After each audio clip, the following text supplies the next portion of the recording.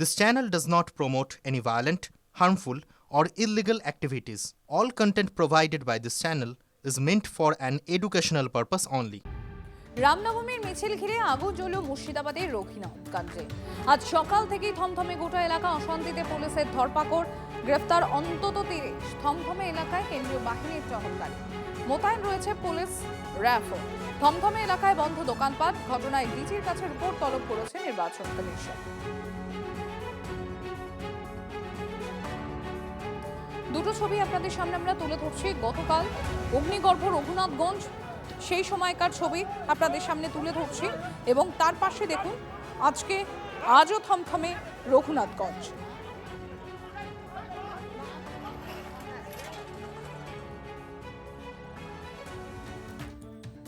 রামের মহিমা অপার। 26-এর ভোটের আগে সেই রাম নামেই মজল তৃণমূল। পাহাড় থেকে সাগর, দিকে দিকে রাম নবমীর উৎসবে মাতলেন তৃণমূল নেতাকর্মীরা। পাল্টা ভূতের মুখে রাম নাম বলে শাসক দলকে কটাক্ষ করতে ছাড়ছে না বিরোধী শিবির।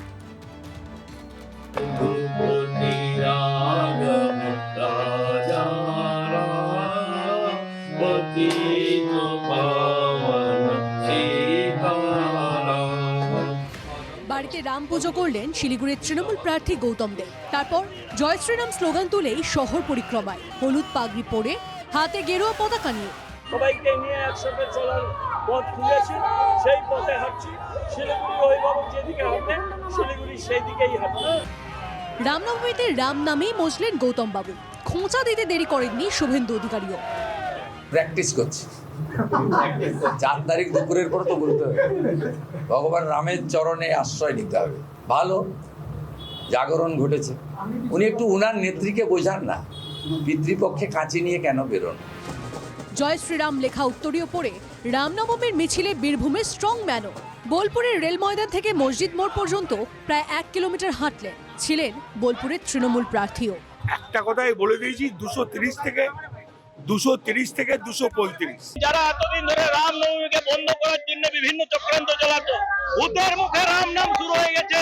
মমতা ব্যানার্জিকেও জয় শ্রীরাম আর ভারত মাতাকে জয় আমরা বলাবো। জয় শ্রীরাম। ঘাটালের প্রচারে তখন জয় শ্রীরাম সাংসদ দেবের মুখে। জয় জয় সীতারাম। আমরা একটা কথাই বলবো, ধর্ম যার যার, রক্ষা করা অধিকার তার তার।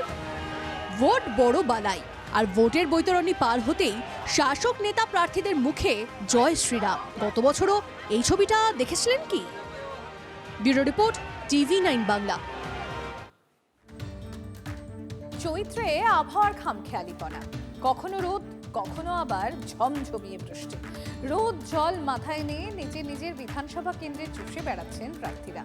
নিজেদের কুল রাখতে কোন পোশাক বেছে নিচ্ছেন তারা? কি ধরনের পোশাক পছন্দ তাদের? খোঁজ নিল TV9 বাংলা।